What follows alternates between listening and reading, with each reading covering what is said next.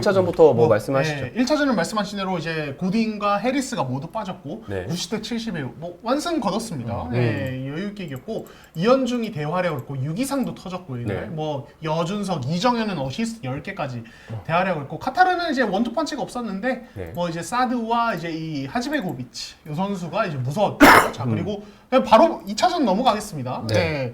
자 그리고 2차전, 2차전 같은 경우는 이제 95대 78. 최종 스코어는 좀 벌어졌지만 좀 우리가 처음에 끌려갔고 좀 고전을 하다가 이제 맞아요. 벌린 경기죠. 예. 일단 우리나라 이제 이현중이 21점 11리바운드 7어시스트 2스틸 3점 3개.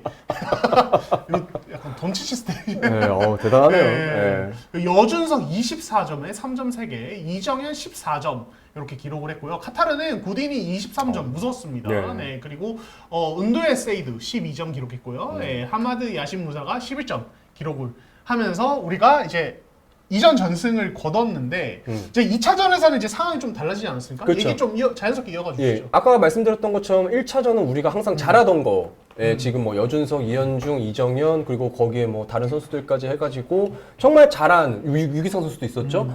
그냥 잘하던 농구, 우리 코드 스테이트 그리고 확실하게 트레이션 잘 가져가면서 게임을 잘 이겼다고 생각을 하는데, 근데 2차전 때선 좀 달랐어요. 이게 단순히 구딘이 들어와서 좀 달랐냐? 아니요, 저는 그렇게 보지 않았습니다. 처음에 1쿼터 때 우리가 어떻게 게임을 했냐면 이현중이 볼을 많이 안 만져요. 하윤기 선수의 컨디션을 빨리 올리기 위해서 많이 볼을 넣어줍니다. 그래서 파울을 많이 얻어냈죠. 근데 파울을 얻어낸 건 굉장히 좋았는데 골밑 메이드를 할 수 있는 상황들이 많았는데도 하윤기 선수가 자신이 없는 게 보였어요. 한번 볼을 멈추고 하다 보니까 카타르 도움 수비가 오고 거기서 파울을 얻어낸 건 굉장히 좋았는데 그게 아시아컵에서도 파울을 얻어낼 수 있느냐, 그거는 저는 잘 모르겠습니다. 그 플레이 자체가. 그리고 자유투도 거의 절반 가까이 실패했죠. 절반 가까이가 절반을 실패했죠. 그래서 그 부분에서 정체가 좀 됐던 것 같아요. 근데 저는 그게 나쁘지 않았다고 보는 게, 이걸 해야 될 구간이 분명히 있거든요. 그 게임을 하윤기를 살려야 될 구간의 게임이 있는데, 그 타임이 있는데, 안준호 감독님은 그 구간을 이 카타르 2차전 1쿼터 때 활용을 좀 실험을 해봤던 것 같아요. 그러니까 잘 안 되니까 2쿼터부터 점점 우리가 잘했던 농구로 다시 돌아가는. 그러다 보니까 이현중 선수가 2쿼터 때 또 폭발을 하고, 뭐 3, 4쿼터 때 뭐 다른 선수도 다 폭발을 하죠. 뭐 여준석, 이정현 막 이렇게요. 그런 거 보면서 여러 실험을 많이 했던 게 2차전이었구나라는 좀 생각이 들었습니다. 네. 네. 아 근데 저는 이제 하윤기 선수 이 경기력 보면서 어떤 생각을 했냐면, 자 만약에 이제 대표팀이 아시아컵 갔을 때, 그러니까 이승현이 정말 견고한 선수지만 하윤기가 높이는 더 좋으니까 혹시 하윤기로 바꿔야 될 필요성은 있을까? 라는 포인트에 저는 집중을 하고 하윤기의 경기를 봤거든요. 근데 저는 일단 이승현 선수로 가야 될 것 같아요.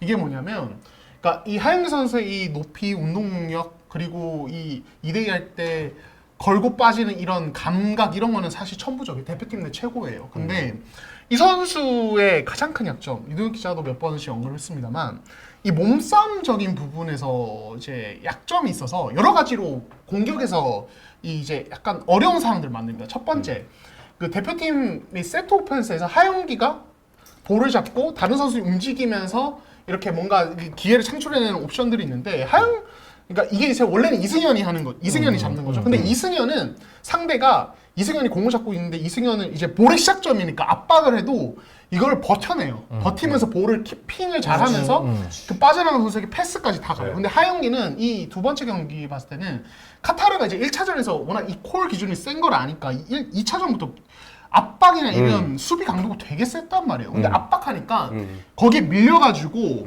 본인 약속된 오펜스에서 볼을 뿌려줘야 되는 지점인데 거기서 밀려나서 드리블 치면서 빠져나온다든지 이런 식으로 오펜스 약속된 게 어그러지는 그림이 많았어요. 그렇죠. 그게 사실 저는 2차전 1쿼터 때 공격이 안 됐던 큰 이유 중에 하나. 두 번째는 이 선수가 빠지는 거 좋고 이정현이나 뭐 이현중 이런 선수 잘 주는데 안으로 했을 때, 근데 이것도 하윤기 약점인데 상대가 헬프를 바로 들어온단 말이에요. 안에 하윤기가 슬립으로 들어왔으니까. 그러면 하윤기는 거기서 드리블 치면서 밀려나는 게 아니라 피벗하면서 힘으로 버티면서 올라가야 되는데 이 선수 그런 이제 몸싸움적인 약점 때문에 결국엔 또 밀려나요. 한번 드리블 치고 주저하게 돼요. 그러면서 죽은 볼이 나가요. 그래서 하윤기 이 약점이 사실 이승현과 가장 맞아요. 대비되는 부분이다. 결국에는 이 대표팀 이번 대표팀은 이 피지컬적으로 굉장히 강한 팀인데 하영기는 운동력은 대표팀 내에서 최상위권인데 그런 부분 나머지 부분에서 좀 이승현에게 좀 떨어지는 부분. 대신에 이제 서브 옵션은 괜찮은 게 이 선수의 가장 큰 또 강점은 숏 롤. 그러니까 롤한 구간에서 볼 잡았을 때 옆을 되게 잘 봐요. 그래서 하영기가 옆 빼줘서 3점 찬스 만들어내는 상황들이 많았을 거예요. 그래서 그런 부분들은 백업으로 쓰면서 옵션으로 쓸만하다. 다만 아직 하영기 선수가 조금 이제 허리 자주 담 올라오는 것도 있고 그런 걸로 알고 있는데 그것 때문에 그런지 몰라도 이런 몸싸움에 약간 취약한 모습이 아직은 이번 대표팀은 이승현을 주전으로 써야겠다는 생각이 저는 들었습니다. 근데 이게 문제인 게 물론 이승현 선수가 나왔을 때와 하영기 선수가 나왔을 때 우리나라 게임의 스페이싱 자체가 엄청나게 달라지고 패스 흐름 자체가 엄청나게 템포 차이가 난다라는 것도 우리가 다 눈으로 확인을 했잖아요. 형이 얘기해줬던 부분도 있고. 맞아요. 근데 아시아컵에선 결국에는 하윤기 써야 돼요. 20분에서 25분 써야 돼요. 왜 그러냐면 카타르는 괜찮을 수 있어요. 카타르는. 근데 레바논을 상대로는 그게 불가능하단 말이죠. 왜냐면 카타르랑 비교도 안 될 정도로 레바논의 골밑이 더 터프합니다. 거기에 디드링 로슨이 있어요. 그러니까 알리 하이다르라는 그 되게 터프한 선수 때문에 이게 귀하 선수가 없는 상황에서는 골밑 다 털릴 수 있습니다. 진짜로. 이 부분이 굉장히 위험해요. 아라지가 지금 명단에 없거든요. 아라지가 없어서 그나마 다행이긴 한데 그럼에도 레바논의 앞서는 괜찮아요. 에이스 라인은 없어도 괜찮습니다. 거기에 미국에서 지금 뛰고 있는 레바논 여준석이라고 저는 흔히 부르는데 그 요요 별명이 요요라는 선수가 있어요. 2m 5cm예요. 그 선수도 굉장히 터프한 선수인데 카타르를 생각했을 땐 제일 최약체를 생각해가지고 그렇게 생각하면은 이승현으로는 괜찮아요. 이승현 선수 너무 좋으니까 터프하기도 하고요. 근데 높이 파워를 생각했을 때는 하윤기가 무조건 버텨줘야 거기서 우리가 더 게임을 원활하게 할 수 있는 건데 그래서 카타르 2차전 때 활용을 했다고 봐요. 저는 굉장히 중요하다고 보거든요. 레바논전. 잘 싸운다. 왜냐면 우리가 레바논이 마지막 경기예요. 이 마지막 경기에서 우리가 2위가 되느냐 3위가 되느냐 이 싸움을 하는 거란 말이에요. 우리가 3위로 가면 막 일본, 이란 제가 정확하게 세봤었는데 되게 센 나라를 만나요.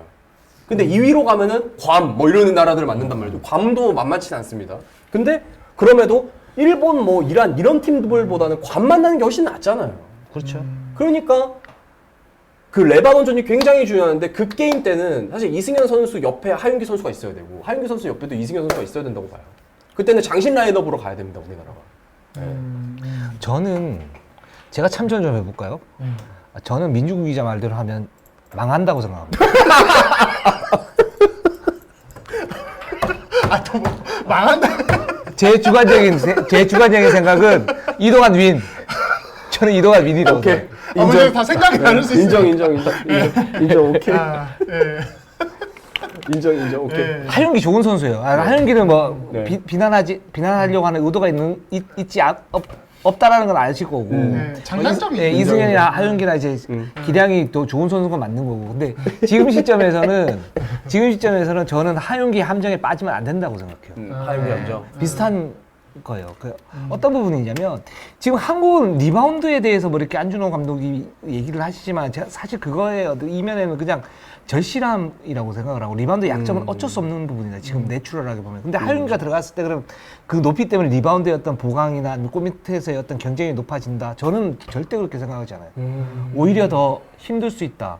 근데 지금 이제 골 밑에서 좋은 거는 뭐 어떤 부분이냐면 이현중이나 그런 이제 빅포워드들 여준석이나 이런 선수들이 활동력을 바탕으로 리바운드를 어느 정도 잘 따낸다라는 거거든요. 커버해주죠. 네, 커버를 해주는데 거기에 이제 이승현의 어떤 조화가 있다고 봐요. 그러니까 몸싸움을 적절하게 해주고 또는 이제 어떤 타이밍에 몸싸움을 해주고 어떤 타이밍에 리바운드를 잡아야 되고 이런 부분을 안다라는 건데 하윤기는 그 부분에서 좀 약해요. 이승현보다는. 일단 그 부분하고. 두 번째는 뭐냐면 한국은 어떤 팀 컬러를 가지고 가야 경쟁력이 극대화되냐면 굉장히 빠른 어떤 트랜지션 그리고 거기에 따른 얼리 오펜스인데 그러려면 뭔가 이제 리듬이 계속 맞아야 되죠. 리듬이 맞아야 되는데 하윤기는 아까 이동환 기자가 잘 얘기했던 것처럼 제가 그 얘기를 하려고 그랬는데 이승현 선수와 하윤기 선수의 어떤 차이점이 버텨주느냐 그리고 거기서 링커 역할을 해주느냐에 따라서 이 공격에 대한 어떤 그 리듬이 달라져요. 게다가 스크린 문제도 있죠. 그러니까 하윤기보다는 이승현이 좀 더 좋은 스크리너고 언제 스크린을 걸어야 되는지 좀 더 알고 견고한 스크리너이기 때문에 이정현이나 그 누구야 여준석 혹은 이현중이 그 스크린을 이용해서 슛 찬스를 만들어내기가 좀 더 용이하다는 부분들이 있거든요. 그리고 마지막으로는 팀 케미적인 부분이에요. 그러니까 결국은 팀 이런 지금 형성돼 있는 이런 팀 케미, 좋은 트랜지션, 거기에 대한 얼리 오펜스, 그리고 압박 속에서 나오는 어떤 유기성 이런 부분을 극대화해야 아시아 최고 수준의 어떤 팀들과의 어떤 경쟁력이 생기는데 이승연이 들어가는 거 하윤기보다는 이승연이 들어갔을 때 그런 부분들에 대한 강점이 극대화될 수 있거든요. 근데 같이 쓰면 안 돼요? 같이 쓰면 안 되죠. 왜? 근데 완전 망가지죠. 라인업이 좀 왜? 공격에서 더블 포스트를 선달하는 건데 공간이 무지하게 좁아지잖아요. 그러면 이정현이나 이현중이나 이런 선수들이 내외곽에서 뭔가를 할 수 있는 그런 이제 스페이싱이 굉장히 제한적으로 변한다. 그러면 이정현도 죽여버리고 유기삼도 죽여버리고 여기 누가 이현중도 다 죽여버려요. 예, 그거는 정말 재앙인 거고. 승현 5번. 저는 약간 어떤 생각이 지금 시점에서는 이승현을 주로 쓰고 하윤기는 양준석이랑 같이 페어링해서 그렇죠. 조커처럼 왜냐면 이 2대2는 꽤 매력적이거든요. 뭐 2차전 막판에도 뭐 엘리웁 덩크도 나왔습니다만 합이 좋아요. 양준석과 양준석의 이 패싱 센서. 그래서 그렇게 같이 쓰는 한 15분 뭐 같이 쓰는 옵션으로 가져가면은 지금으로서는 괜찮다. 저는 안준호 감독님이 지금으로 보면 굉장히 좀 괜찮은 행보를 보이고 계시잖아요. 근데 이제 제가 좀 이제 의심은 아니고 좀 불안한 부분은 뭐냐면 그 승부처에서의 어떤 판단이나 이런 부분들은 안준호 감독님이 그렇게 좋으신 편은 아니거든요. 그러니까 선수들을 이끌고 여기에서 뭔가를 이제 가져가고 지향점을 잡고 그게 이제 첫 번째 감독으로서 해야 될 첫 번째 락커룸을 장악하라. 이거는 분명히 돼요. 거기에 따라서 선수들 자체도 이런 분위기는 굉장히 좋은데 결국은 이제 승부처 들어갔을 때 어떤 선수를 어떻게 선택을 해서 어떤 시그니처 공수를 만드느냐, 공수했던 플레이를 만드느냐 이 부분이 결국은 이제 승부처를 좌우하는데 여기에서의 어떤 판단 이런 부분들이 그 코칭 스태프에서 해줘야 될 역할들이 있는데 그 부분은 약간 좀 불안하긴 해요. 불안하긴 하고 그거는 나중에 말씀드리겠습니다만 그랬을 때 그 리바운드가 안 된다고 해서 이승연을 쓰지 않고 하윤기로 들어간다 이렇게 되면 리바운드를 놓칠 뿐만 아니고 공수였던 템포마저도 이제 끊어먹는 그런 이제 안 좋은 판단의 어떤 결과가 나올 수도 있을 것 같다라는 생각이 들어요. 그래서 제가 너무 하윤기 선수를 좀 뭐 저희 좀 냉정하게 평가한 걸 수도 있는데 뭐 미주 기자는 생각이 굉장히 다른 거예요. 왜 그러냐면 국가대표 하윤기는 이번에는 조금 아쉬웠지만 그동안 아쉬움은 없었어요. 오히려 잘했지. 예. 근데 이승현 선수 너무 잘하니까 난 페어링이 안 될까라는 솔직히 생각은 해요. 왜냐면 페어링을 해야 높이 경쟁이 돼. 이게 우리가 지금 카타르 일본이랑 평가전을 하면서 사실 높이로서 상대를 찍어 누렀던 게 아니라 스피드 그리고 3점 슛으로 찍어 누른 건 사실이에요. 그건 팩트입니다. 그건 부정할 수 없어. 근데 아시아컵은 단기 대회예요. 단기 대회고 이거 사우디에서 열립니다. 시차 있어요. 이거 무시 못합니다. 절대 무시 못해요. 근데요, 이게 지금 민중규 기자 어떤 얘기는 그 주장은 저는 이제 존중을 하는데 이게 어떤 맥락하고 연결이 돼 있냐면 예전에 80년대, 90년대 또는 2000년대 농구협회 원로분들이 하던 옛날 올드 농구하고 좀 연결이 돼 있어요. 뭐냐면 높이가 굉장히 중요하다. 그래서 우리는 중국을 이기지 못한다. 이렇게 나와요. 근데 그게 아니라 제 얘기 좀 들어보세요. 그 내용, 근데 문제는 경기 내용을 이렇게 자세히 보면 세계 선수권 대회 나갔을 때도 제일 중요했던 부분들이 높이에서 진 부분도 있는데 결국은 외곽에서 무너져요. 그걸 의식해서 외곽에서의 어떤 2대2 수비가 안 되고 스크린에서의 어떤 해치, 리커버리 이런 부분들이 부족해가지고 거기에서 외곽 슛으로 무너지는 경우가 태반이에요. 예, 일본과의 경기도 마찬가지고 그러니까 결국 레바논도 지금 보면 로슨이 뭐 들어와 있고 아라지가 없는 건 굉장히 좋은 건데 결국 그 팀이 어떤 농구를 할 거냐면 포스트에서 어떤 하는 그런 농구를 하진 않을 거예요. 결국 이제 벌려놓고 2대1을 하거나 아니면 거기에 따른 이제 뭐 미드 점퍼를 하거나 외곽 농구를 할 텐데 만약에 포스트 농구를 하잖아요. 그럼 우리는 땡큐. 왜 땡큐냐면 거기에 대한 수비 대처법은 돼요. 왜? 우리가 활동이 굉장히 좋기 때문에 이승현이 버티고 이현중이 뭐 헬프를 들어가고 거기에서 여준석이 뒤에서 체이싱 불라고 뭐 이런 식으로 하면은 여기서 오히려 레바논이 포스트 농구를 했을 때는 굉장히 갑갑할 거고 그거를 우리가 대치기를 하면 되거든요. 그게 이제 승률이 높은 부분들인데 근데 높이를 너무 의식한다 그러면 그래서 그 위주로 경기를 꾸민다 그러면 그건 이제 클래식한 농구로 연결될 수 있는 가능성이 굉장히 높다 이렇게 좀 파악이 아, 됩니다. 근데 변수가 너무 많을 것 같아서 이게 제가 아까도 말씀드렸지만 레바논전이 마지막 게임이에요. 이게 변수란 말이죠. 근데 저는 왜냐면 봐봐, 형 미안해. 형이 그 경기가 6, 8, 11 이렇게 있어요. 그렇죠. 호주가 첫 예, 이죠. 첫 경기. 호주 첫 게임, 레바논, 예, 그다음에 카타르, 카타르, 레바논. 그다음에 레바논이거든요. 아. 그러니까 만약에 저도 투빅은 솔직히 말해서 별로 아니라고 생각해요. 네네. 그러니까 무조건 그 더블 포스트가 아니라 싱글 포스트로 나가야 된다라는 것도 저도 무조건 동의하는 부분이긴 한데 이게 하윤기 선수가 정상 컨디션이면은 사실 괜찮은데 이게 아니니까 페어링을 하는 게 나쁘지 않을까 이렇게 생각을 했던 거였고 근데 여기서 우리가 레바논전을 잘 생각해야 되는 건 그럼 호주전 때 어떻게 얼마나 힘을 뺄 것이냐 이게 제일 중요하거든요. 그 다음에 카타르전 때 얼마나 또 힘을 쓸 것이냐 그 다음에 레바논전 때 모든 걸 다 쏟아내야 돼요. 우리가 만약에 여준석이라든가 이현중이 리바운드 참여의 어떤 그 강도가 높지 않으면 네. 그것도 고려해볼 만해요. 왜냐면 그 딜레마가 있으니까 높이에 대한 딜레마가 여전히 중요하고 있으니까. 근데 여준석이나 지금 그 이현중이 리바운드 참여의 어떤 부분도 굉장히 좋고 또 외곽 슛을 상대도 어쨌든 트랜지션에 의한 이제 외곽 슛을 많이 던지고 그러면 롱 리바운드 많이 나올 텐데 그쵸, 그거는 그쵸. 이제 높이의 문제가 아니고 활동력에 대한 문제거든요. 그쵸. 근데 지금 한국 대표팀이 굉장히 좋은 게 뭐냐면 활동력을 극대화하고 있다라는 많이 거예요. 좋아졌죠. 공수에서. 네. 이제 그런 부분 때문에 사실은 리바운드에 대한 너무 큰 걱정 때문에 뭐 더블 포스를 세운다든가 아니면 하윤기를 원으로 세운다 이런 부분들은 오히려 저는 마이너스가 될 가능성이 굉장히 높다. 저는 그냥 약간 이현중 여준석의 만약에 높이가 조금 왜냐면 이승현 사이즈가 안 크니까 네네.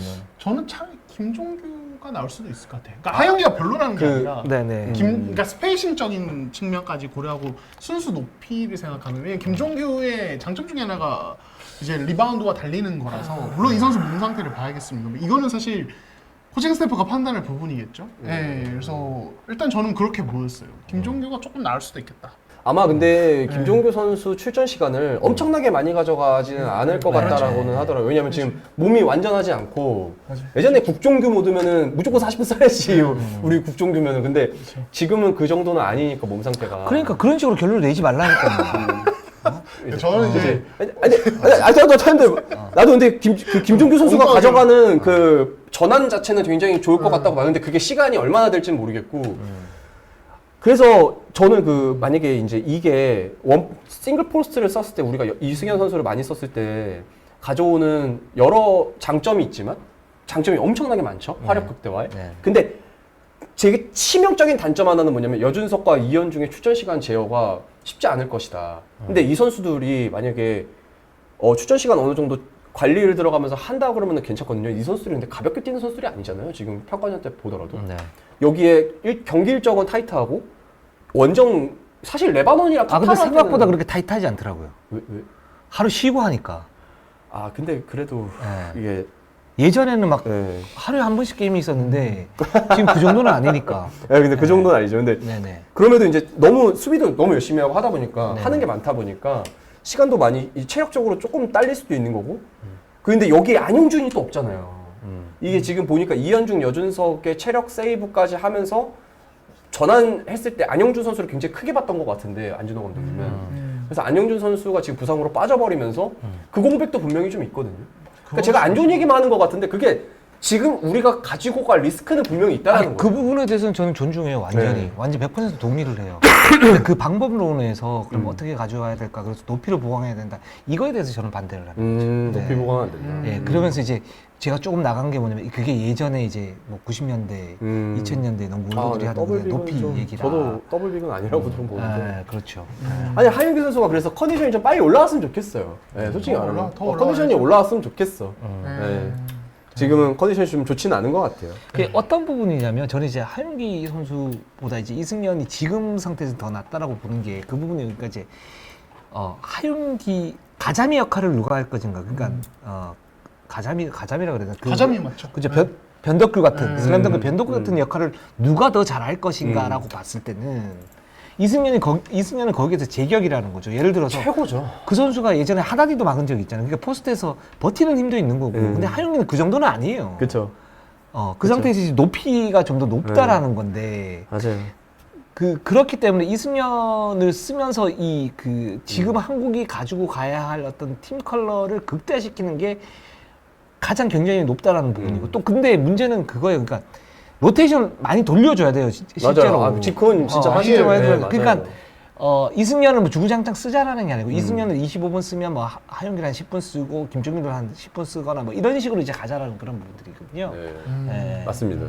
그래서 저도 이승현 선수 썼을 때 더 부드럽고 더 화력적으로 더 수비적으로 공수를 해도 되게 좋다고 생각하는데 이게 이제 이게 대회가 이게 지금 농구에서는 이 선수도 30분 이상 뛰면 레바논전 때는 아예 그냥 파김치 될 것 같아가지고 걱정이 좀 되네요. 근데 저도 그런 걱정을 좀 했었는데 1차전하고 2차전 이렇게 보면 에너지 레벨은 비슷비슷했었고 카타르전도 그랬었기 때문에 물론 그게 이제 퐁당퐁당이 들어가면 어떻게 될지 모르겠지만 그죠. 그런 이제 그 활동력에 대한 에너지 활동력은 그렇게 큰 문제는 없을 것 같고 그게 오히려 가장 큰 강점이 아닌가라는 생각이 들고 저는 이제 그렇죠. 카타르전 2차전에서 그 구딘이 어쨌든 뛰었고 그리고 카타르가 굉장히 뭐랄까 정신 차리고 나와서 했잖아요. 예. 근데 그 상황에서 한국은 이승현 선수가 없었었고 안영준도 없었었잖아요. 그러니까 불안정한 전력에서 막판에 폭발력 있게 딱 치고 나가는 거 보면서 이 팀이 지금 베스트 5에 대해서만 의존하는 게 아니라 나머지 선수들도 할 역할을 다 제대로 하고 있구나. 맞아요. 그건 진짜 이런 생각이 들더라고요. 인정입니다. 네. 첫 번째 아, 공수겸장 절대 에이스. 이현중. 이현중. 대박이다. 예, 뭐 이현중은 할 말이 없어요. 진짜 이현중은 제가 저 단언해도 될까요? 또 장담해도 될까요? 감히? 근데 이거 하면은 부작용 진짜 심해질 것 같은데. 예. 너 이게 뭐 삼성 우승 이런 거하고 또 차원이 다를 것 같은데. 너 한국 농구의 미래를 망칠 거예요? 저는 근데 이렇게 말씀드리고 싶었어요. 이준호님 5,000원 축하드립니다. 너무 축하드립니다. 네. 네. 자. 저는 그렇게 생각해요. 이현중 선수가 우리나라가 어떻게 좀 아시아컵이 어떻게 될지 모르겠는데 네네. 어차피 조별리그도 죽음의 조고 또 8강 결정전 3위로 내려가면 좀 힘들어지고 그리고 8강에서도 어차피 그때부터는 우승 후보들 만나야 되거든요. 네. 근데 그렇게 말씀드리고 싶어요. 이현중은 베스트 5에 들어갈 것 같다. 아시아컵? 아시아컵. 네, 아시아컵 베스트 5. 2017년 오세근 선수 다음에 2021년 때는 없었던 걸로 기억하거든요. 광탈에서 우리나라가. 근데 이현중 선수가 베스트 5에 들어갈 것 같아요. 봐. 올데이님 벌써 하잖아요. 그리고 전체 평균 득점 1등도 저는 의심치 않아요. 하지 말라니까요. 아유, 진짜. 왜냐면 아라지가 없어서 아라지가 없으니까 가능할 것 같아요. 그만하라고요. 네, 알겠습니다.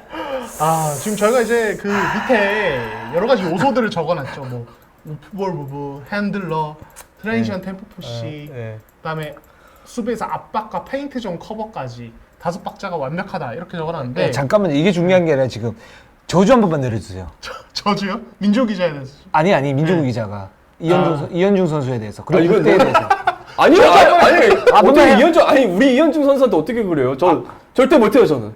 그리고 저는 여러분이 오해하시는 게 있는데 여러분 저한테 민중구의 저주라고 하시지만 저는요 여러분 저는 우리나라가 25년 만에 농구 월드컵에서 승리한 걸 현장에서 본 사람이에요. 저는 그 순간에 있었습니다. 어쩌라고요? 그렇다니까요. 그 우한에서 태극마크를 단 민중구 국가대표와 함께하는 민중구는 다릅니다 여러분. 이현중 선수 베스트 5 평균 득점 1위 가능합니다. 자, 뭐 이현중 선수는 지금 그 가치가 코트에서의 가치뿐만 아니고 대표팀의 어떤 분위기 자체를 완전히 바꿔놨다. 분위기 메이커예요. 네. 이런 부분들이 막 확 와닿지 않나요? 저만 그런 건가요? 위닝 멘탈리티라고 해야 될까요? 많이 와닿아요. 네. 제가 그 이현주 선수가 미국에 있다가 대표팀에 늦게 왔잖아요. 네. 근데 이제 그날 새벽 비행기로 도착을 했어요. 제가 에피소드를 좀 취재하면서 들었는데 이제 어떤 얘기냐면 그 새벽 비행기로 한국에 인천에 떨어졌기 때문에 다들 그냥 대표팀에서 어떻게 예상했냐면 5분 늦게나 저녁쯤에 그때 합류를 해서 시차도 있고 비행 피곤하니까 그렇게 해서 이제 합류할 줄 알았는데 그날 점심 때 바로 온 거예요. 네, 그 피곤한 몸으로 바로 와서 바로 본인 루틴 드릴 시작. 네. 그렇게 하면서 바로 운동을 시작했다고 해요. 그래서 드릴 뭐 어떤 드릴을 하는지도 저도 얘기를 들었는데 그 이현수 선수 일본이랑 두 번째 경기할 때 딥3 꽂은 기억나세요? 트레이닝 상황 때? 아, 네네. 그거 그냥 우연이 아닙니다. 평소 본인 드릴에 다 포함되어 있는 거예요. 그러니까 이 선수는 그냥 이런 기본적으로 그냥 워크 에식이 그냥 이거 제가 이렇게 함부로 말해드리면 모르는데 역대 한국 농구 선수 중에서도 거의 손에 꼽히는 선수 아닌가? 말도 안 되는 맞아요. 수준이에요. 네, 진짜. 그런 최고예요, 생각이 최고. 들어요. 네, 진짜 대단한 최고예요. 선수 같아요. 네. 진짜 말도 안 돼요. 그러니까 어렸을 때부터 그랬어요, 이 선수는. 네, 그냥.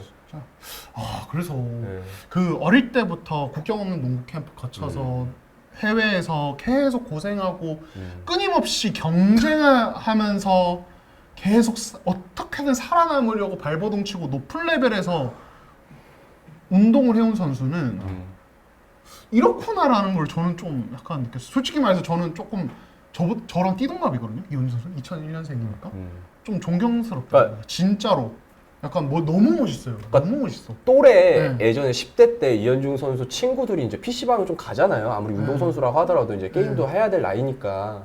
근데 이현중 선수가 PC방을 딱 끄는 이유가 있었어요. 공공이에요? 예. PC방 끄는 이유가 뭐였냐면 PC방을 끊었다? 네, 의자에 오래 앉아 있으면 무릎에 안 좋다고 그래서 바로 끊어버렸어요, PC방.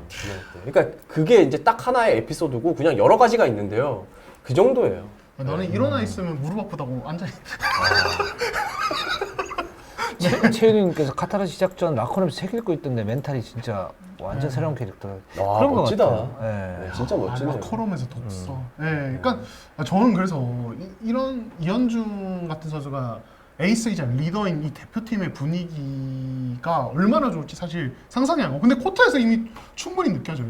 아, 그 얘기를 했었거든요. 언더아머 그거 할 때 우리 왜 1위 농구 쇼츠에도 나와 있는데 이현중 선수 인터뷰를 했었어요. 했었는데 이제 그때 이제 어떤 얘기가 있었었냐면 이제 보컬 리더로서 자기가 대표팀에서 최선을 다하겠다라고 했는데 실제적으로 저도 이제 보컬 리더로서 내 농구 철학이 있으니까 여기에서 같이 한번 이렇게 잘 리더로서 잘 해보겠다 이거였거든요.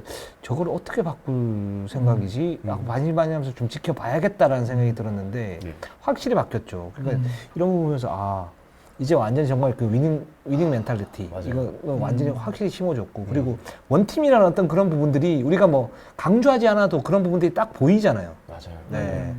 그거는 이현중이 코트에서의 어떤 그 헌신, 경기력 이런 것뿐만 아니고 밖에서도 이렇게 철저한 어떤 그런 자기의 관리 이런 부분들이 몸으로 보여주니까 손흥민이 예전에 이제 손흥민이 토트넘 주장으로서 항상 하는 얘기가 뭐라고 그러냐면 주관으로서 뭐라고 얘기를 하는 게 아니고 그냥 나대로 훈련 열심히 하고 가서 얘기하고 응원해주고 이렇게 하면 선수들이 따라온다 이랬는데 그런 부분하고 거의 흡사 닮아 있는 것 같아요. 그러니까 이 선수 그 뭐라 그래야 되죠? 그 우리가 흔히 이런 방송에서 국가대표 경기를 볼 때 흔히 우리는 이 아쉬움에 대해서 좀 많이 얘기는 하잖아요. 뭐 지거나 이러면. 근데 뭐 이길 때도 좀 아쉬운 부분이 좀 있고 막 이런 얘기를 하는데 이 선수에 대해서는 아쉬움이 전혀 없어. 오히려 우리가 저렇게까지 해도 되나? 그렇죠. 네, 저렇게까지 뭐 이렇게 열심히 해도 되나? 부상당할 것 같은데. 네, 부상당할까 봐 걱정할 정도니까. 그리고 김무빈님께서 이제 뭐 재능도 있고 집도 좀 살기 때문에 더 나은 걸 농구를 배울 수 있었던 기회 뭐 이렇게 말씀하셨는데 뭐 그게 정말 맞는지 모르겠습니다만 제가 알기로는요 호주 유학을 갔을 때 주변에 시기 질투, 뒷담화, 농구계 진짜 악습 중에 악습인데 그런 엄청 많았었습니다. 다 질투하고 시기하고 너가 무슨 호주 가냐, 너가 무슨 뭐 거기 NBA 아카데미 가느냐 이렇게 했었어요. 근데 거기 가가지고 영어도 잘했고 다 농구도 잘했고 그래서 데이비슨 가고 자기 길을 갔잖아요. 자기 환경이 좋아가지고 갈 수는 있죠. 근데 다 그렇진 않습니다. 고메즈 형제 동생 봐도 알잖아요. 그게 아니라요. 본인이 어떤 주변에 뭔가 있더라도 그냥 자기 길 딱 있고 자기 신념이 있기 때문에 그렇게 했던 선수가 이현중입니다. 저는 진짜 또 깜짝 놀랐던 게 뭐냐면 호주 리그에서는 3&D였는데 일본 B리그 가서 메인 볼 핸들을 하면서 주득점원을 하잖아요. 클래스가 이제 완전 달라졌구나. 이걸 느꼈었고 그러면서 이제 거기에 대해서도 물어봤는데 그거는 이제 그 팀 스피릿이 확실히 있어요. 일단은 코칭 스태프가 어떤 지시를 하면 거기에 대해서 따라야 된다. 그리고 팀 승리하는 게 일단 중요하다. 우리가 뭐 농구는 팀의 스포츠다 이렇게 얘기를 하는데 사실은 그 부분들이 현실에서 자기 개인의 어떤 롤과 이렇게 충돌이 됐을 때 거꾸로 되는 부분들도 많은데 이현중은 그분을 지켜왔다라는 부분들이거든요. 네, 그러니까 맞아요. 이제 대표팀 와서도 그런 철학들을 자기가 그냥 묵묵히 하는 거예요. 근데 또 팀 동료들도 좋죠. 뭐 연준석도 지금 보면 스피릿이 좋고 이정현 원래 좋은 선수고 박지훈 좋은 선수고 이승현도 팀에 대한 어떤 희생정신 굉장히 좋은 선수고 나머지 선수 이유석이라든가 뭐 여러 선수들이 다 좋은 선수들이기 때문에 지금 이런 시너지 효과를 좀 얻는 게 아닌가라는 생각이 듭니다. 좋습니다. 네. 맞습니다. 자, 두 번째 이슈를 한번 보도록 할게요. 네. 그리고 이제는 대표팀 이제 4경기를 했기 때문에 조금 더 이제 이야기를 해볼 수 있을 것 같아요. 저희가 라인업 이야기를 했습니다만 대표팀의 오펜스와 디펜스에 대해서 좀 더 이제 냉정하게 한번 바라보도록 하겠습니다. 일단 오펜스. 일단 이제 저희가 장단점을 이제 좀 적어놨는데 좋은 점은 일단 이제 저는 이제 아까 뭐 저희가 그 라인업 얘기할 때 그 얘기를 했죠. 이현중과 여준석이 이 페인트전 헬프나 리바운드 가담이 굉장히 좋고 이후에 이 두 선수가 특히 리바운드를 잡았을 때 직접 치고 나가면서 오펜스 템포를 올려주는 게 이 대표팀에 엄청나게 긍정적인 영향을 주는 것 같아요. 맞아요. 네.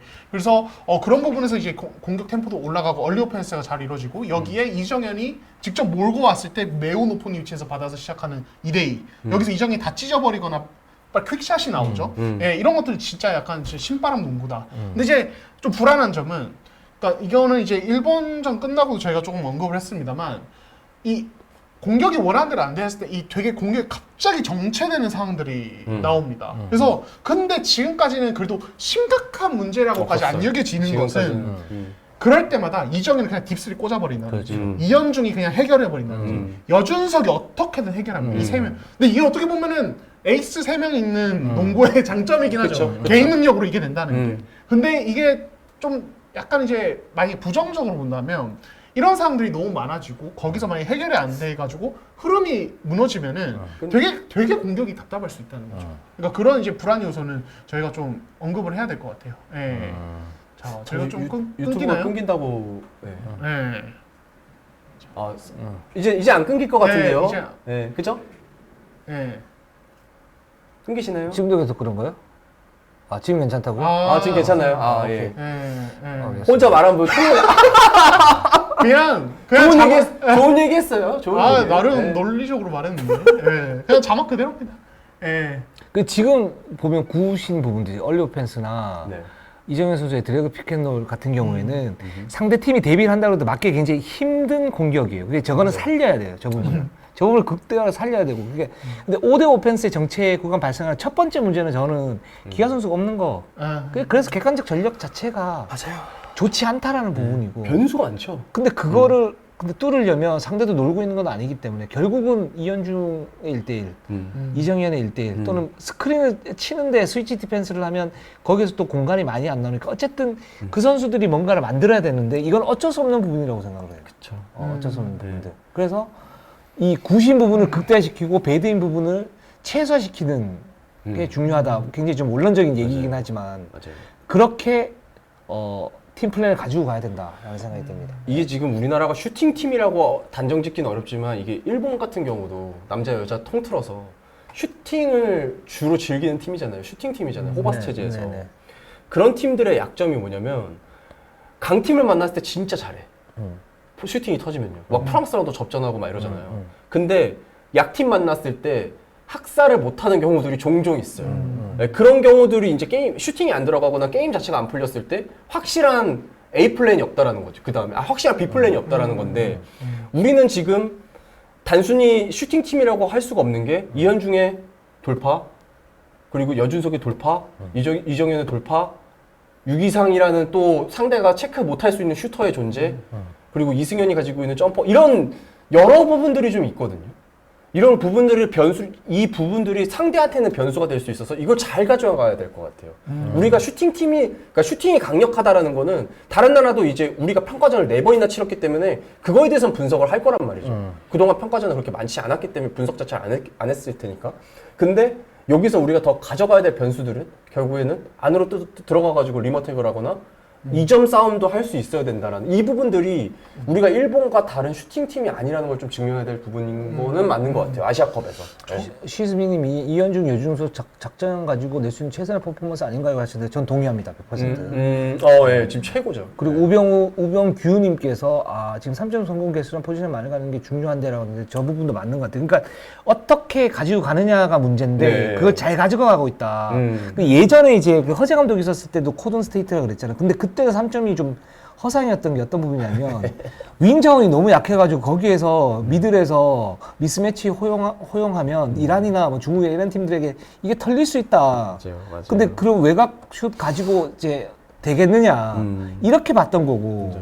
근데 지금은 윙 자원이 좋아요. 맞아요. 예. 네, 사이즈 크고. 예. 맞아요. 기아 선수가 없기 때문에 센터가 좀 약하긴 한데 윙 자원이 굉장히 좋기 때문에 지금 그리고 3점 들어가는 것 자체가 뭐냐면 수비를 굉장히 강하게 하고 난 이후에 얼리 오펜스나 아니면은 어떤 선수가 찢어가지고 코너에 주거나 이런 이제 그 약속된 플레이 속에서 나오는 3점이기 때문에 3점 포지션을 많이 가지고 가는 거는 그렇게 큰 문제는 아니다. 오히려 성공률이 굉장히 높아질 수도 있고 이 부분은 굉장히 믿을 수 있는 부분이다. 너무 영양가가 있는 3점 슛들이 많았어요. 그리고 터프샷도 너무 잘 던져, 솔직히 말하면. 예, 그리고 저는 특히 이현중 여준석 콤비를 좋게 보는 건 뭐냐면 뭐 수비 얘기할 때 있었습니다만 이 선수들이 림 어택이나 페인트 존 커버나 공격 리바운드 가담이나 트레인션이나 이런 부분에서 엄청 부지런해요. 맞아요. 예, 솔직히 저는 여준석 선수 좀 많이 놀랐어요. 맞아요. 이현중도 이현중인데 여준석은 진짜로 트레이션 할 때 안 뛰어가는 경우가 없어요. 거의 맞아요. 뒤에서 다 따라가고 맞아요. 공격 리바운드 맞아요. 퍼펙트 점 나냐고. 그러니까 연준석 진짜 난 놀랬어요. 너무 열심히 해. 저는 이렇게 하는 선수인 줄 몰랐어요. 그냥 운동력 좋다는 생각만 했지. 저는 그 부분 때문에 솔직히 약팀한테 질 것 같진 않아요. 저는 학살할 것 같아요. 솔직히 약팀은 무조건 잡을 것 같고 결국에는 강팀을 잡을 수 있냐가 포인트인 팀이 아닌가라는 생각이 저는 들어요. 네. 오케이. 맞습니다. 알겠습니다. 그래서 오펜스는 이렇게 하면 되고, 자, 저는 디펜스에 대해서 할 얘기가 좀 많이 있습니다. 네, 자 디펜스입니다. 디펜스. 네. 자, 사실 단기 대회에선 디펜스가 더 중요하죠. 그러니까 저 수비는 계속 가지고 가야 돼요. 뭐 당연히 좋은 거고 한국 대표팀한테 굉장히 강력한 무기가 될 거예요. 그쵸. 왜? 예를 들어 처음에 이제 양 팀이 어떤 대결을 할 때 간을 볼 때 가장 큰 간이 뭐냐면 첫 번째는 수비의 타이트함, 이 압박이 어느 정도냐. 그쵸. 그다음에 두 번째는 경기 속도. 이거 오늘은 좀 쉽지 않겠다. 이 팀은 되게 훈련을 많이 했네. 근데 한국이 지금 거기에서 제가 볼 땐 최대치. 근데 저는 지금 걱정이 좀 되는 건 뭐냐면 카타르와의 2차전 때 네. 카타르를 잡으려면 첫 번째로 뭘 해야 될까요? 고딘을 잠궈야죠. 그렇죠. 그러면 구딘을 잠그는 수비가 나왔나요? 아니요, 그냥 실험해봤던 것 같은데, 그냥. 네, 그냥 한 명씩 매치업 시킨 거 아니었어요? 그냥 딱 특별한 수비를 못 봤는데.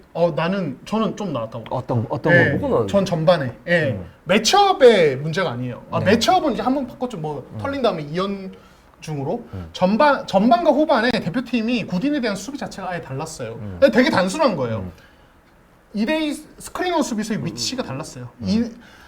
전반에는 구딘이 핸들러 하거나 이러면은 무조건 해치 강하게 해서 블리츠로 밀어붙였어요, 네. 밖으로. 그래서 다른 선수한테 공 가도록 만들어서 그래서 그 기록지 뭐 지금 저도 뭐 가지고 있지만 구딘의 대부분 득점이 3쿼터 후반에 나왔어요. 그러니까 아예 전반에는 구딘을 밀어내면서 구딘 손에서 마치 NBA에서 돈치치한테만 더블팀 가서 다른 선수가 공격하도록 만드시 구딘 손 밖에서 나가게 하고 다른 선수가 던지게 만들었고 후반에는 좀 바꿨어요. 그거 안 하고 처지게 만들어서 구딘이 잘하는 미드레인지 안쪽에 치고 들어오도록 한번 해봤는데 거기서는 아예 수비가 아예 안 되더라고요. 그래서 넘어갔지. 저는 그래서 어떤 생각을 했냐면 카타르 상대할 때 구딘 잡을 때는 근데 이걸 40분 내내 할 수 있을지 모르겠지만 블리치 빈도는 무조건 높게 가져가야 되거든. 안 그러면은 구딘한테 많이 당할 수도 있겠다는 생각이 들었어요. 밖으로 그냥 밀어내야 돼요. 3점 라인 아예 완전 위쪽으로.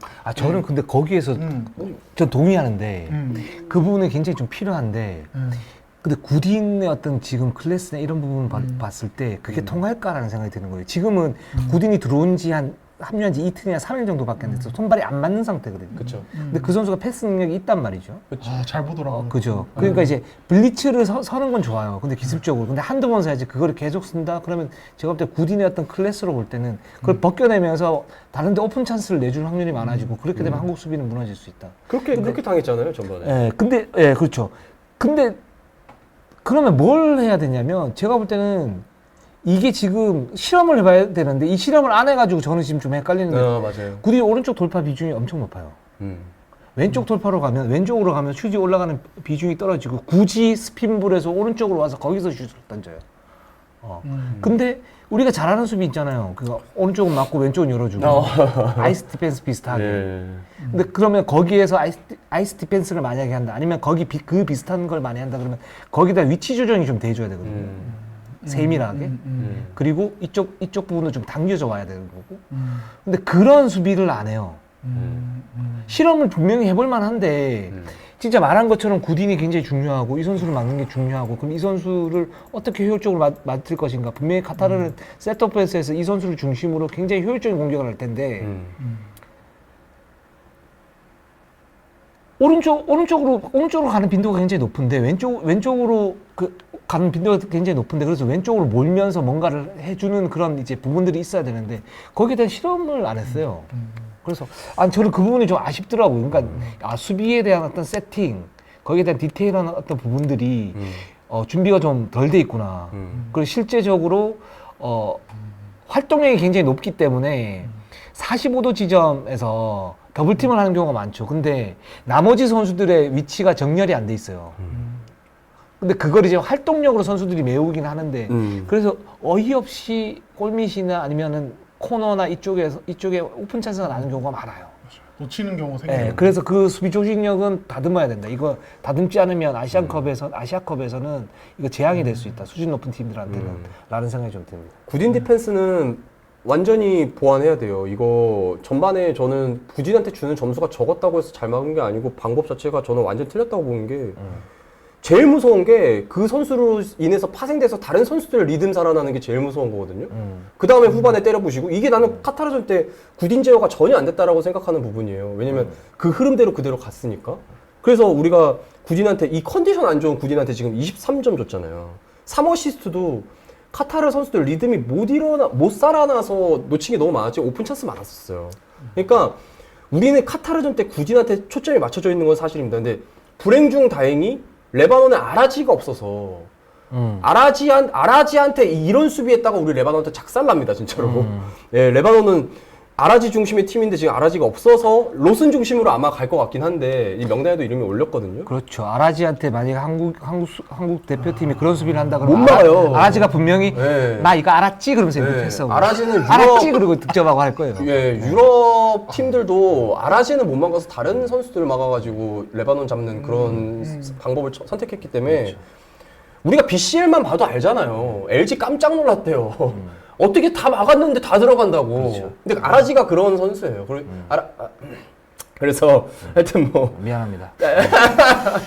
하여튼 근데 그럼에도 저는 대표팀 수비가 그래도 막 예전에 라거나 선수 예전에 있었을 때 그 막 그들처럼 막 이렇게 약하진 않은 것 같아서 그러니까 전술 자체에 아쉬움은 있을 수 있는데 이 활동량이나 성실성 이런 뭔가 이런 부분에 있어서는 나는 이 최근에 봤던 대표팀 중에서 최고로 좋았던 것 같아요 진짜로. 예, 막 어디선가 뭔가 날라와 선수들이 그래서 막 리바운드 잡고 블럭슛 하고 막 이래요.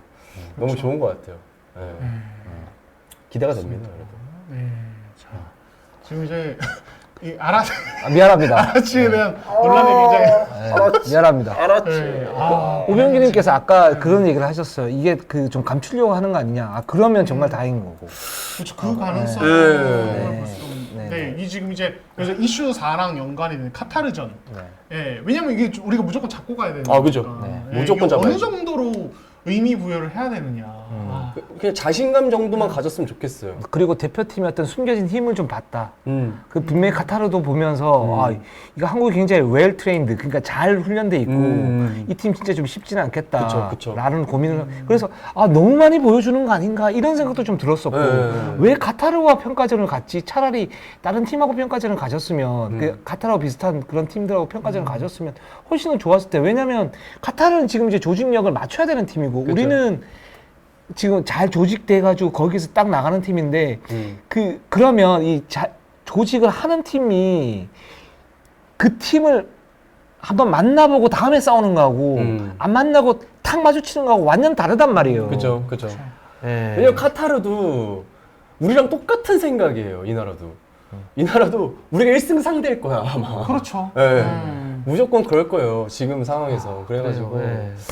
아 이거 진짜 좀 아쉽긴 한데. 그렇죠. 근데 카타르 아니었으면 우리 일본 평가전 2게임하고 끝이 아니었을까요? 그러니까요. 맞아. 사실 이제 네. 이거 카타르도 평가전 잡다가 아시아컵 때 갑자기 같은 조 돼가지고 무산될 뻔했다 뭐 이런 얘기도 있더라고요. 네, 그래서 아니 뭐 팬분들 즐거우셨으면 됐어요. 네. 진짜 조자령님이 서로 밥이다 이렇게 아주 1승 상대니까. 네, 예. 서로 1승이라고 봐야죠. 네. 레바논도 마찬가지고 호주가 있으니까 우리는. 네. 호주가 있잖아.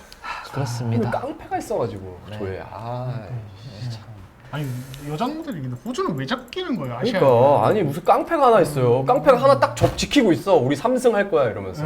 아니 그 나라는 아시아컵 2번 참가했는데 이제까지 12전 전승이에요. 아 약간 어떤 느낌이냐면 네. 옛날에 예전에 제 그 막 중학교나 고등학교 다닐 때 네.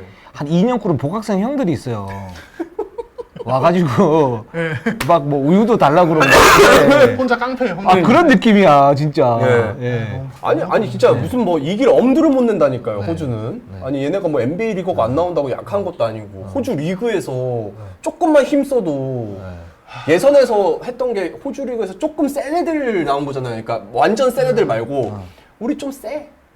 엄청 세진 않은데 그래도 리그에서 한 로테이션 좀 돌아. 아니면 주전급도 나왔고. 예. 그러니까 아 뉴질랜드는 이제 그런 느낌이 있어요. 복학생 형인데 그 복학생 형 중에도 이제 굉장히 성격 더러운 형이 있고 주먹 세면서 친근하게 와가지고 야 막 이런 형들이 있잖아요. 그죠. 뉴질랜드는 그래도 너는 좀 해볼만 할 것 같은데. 뉴질랜드 그런 형인데 예. 너는 좀 해볼만 할 것 같은데 호주는 말도 못 거는. 예. 답이 안 나와. 예. 그렇죠. 자, 그럼 저희가 이제 로스터에 대한 이야기를 해야 되는데 로스터. 그 전에 뭐 그거 다 하고 저희 슈퍼챗 할까요? 네, 그럼 네. 그래서 슈퍼챗을 자 오늘이죠.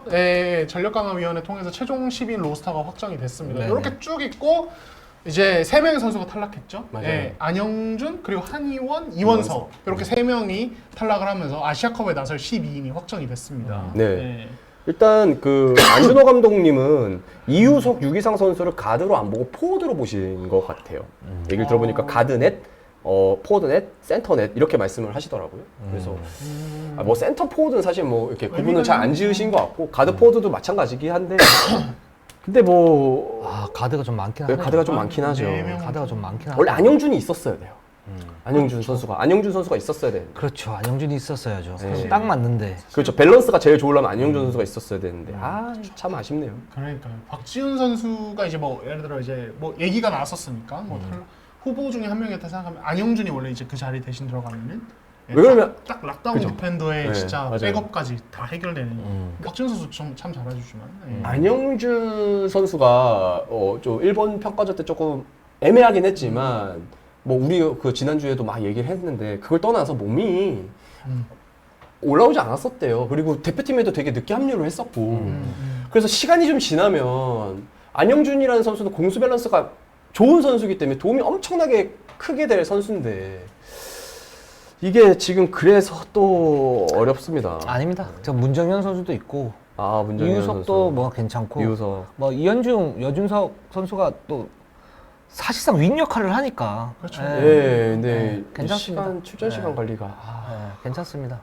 그래도 문정현도 있고 이유석도 괜찮더라고요. 아니, 뭐 623까지는 그래도 지금 이우석, 문정현, 이현종, 하영기, 김종규, 여준석이 야 포워드 라인부터 빅맨즈까지 사이즈가 와 진짜 여기 안영준 있고 막 이랬으면은 참 그래도 근데 또 가드진 이정현 버릴 수 없고. 아 그죠 무조건. 양준석도 버리기가 진짜 쉽지 않고. 양준석은 네. 그쵸. 정성호는 수비수로서의 어떤 희귀성, 네. 한 명 잡는 이제 그런 부분들이 있으니까. 그쵸. 예, 아니 뭐 괜찮습니다. 예. 이게 최선의 멤버이고. 네네. 예, 그리고 좀 저는 진짜 희망이 있는 것 같아요 이 멤버가 예, 보여줄 수 있는 농구도. 그러니까요. 자 그러면 저희가 스포츠에서 소화를 하고 네. 마무리를 하도록 하겠습니다. 네, 슈퍼챗이 좀 많이 쌓였는데 네. 네. 자 그리고 이준원님도 저도 이제 생일 구간입니다. 아. 네, 27일에 생일이라고. 축하드립니다. 네. 그리고 이제 방금 이제 안 그래도 뭐 저희 로스터 얘기했지만 안영선 선수는 이우석 선수와 문정현 선수가 메우면 되게 낫지 않을까요? 네. 그러면 가능하긴 한데 그래도 조금 미묘한 차이가 좀 있긴 하거든요. 그렇죠. 네. 그렇죠. 안영준은 스타일이 완전 다르잖아요. 문정현보다 잘 달리고 네. 더 이제 밖에 선수를 막을 수 있는 락다운 디펜스. 이우석 선수보다 힘이 좋고요. 예. 맞아요. 이우석 선수 그리고 몸을 좀 더 끌어올려야 되는. 그죠. 선수고. 근데 문정현이 괜찮아요. 네, 문정현 선수. 문정현 좋아요. 예. 네, 자 그럼 홍기팀 지금 라거나 있으면 무서울 거예요. 아닌가요, 기자님? 해볼만 하죠. 한 4강에서 네. 결승까지 해볼만 하죠. 승부 볼 수 있죠. 중간에 막 호주를 다시 만나지 않으면 아 근데 4강에서 만나지 않나 같은 조면? 근데 그럼에도 전 승부 볼 수 있다고 그렇죠. 봐요. 네. 저는 라거나의 아, 대표팀에서의 수비 움직임 별로 안 좋아해서. 맞아요. 뭔 네, 말인지. 뭐 이거는 좀 뭔 말할. 네, 약간 다른 의견. 네.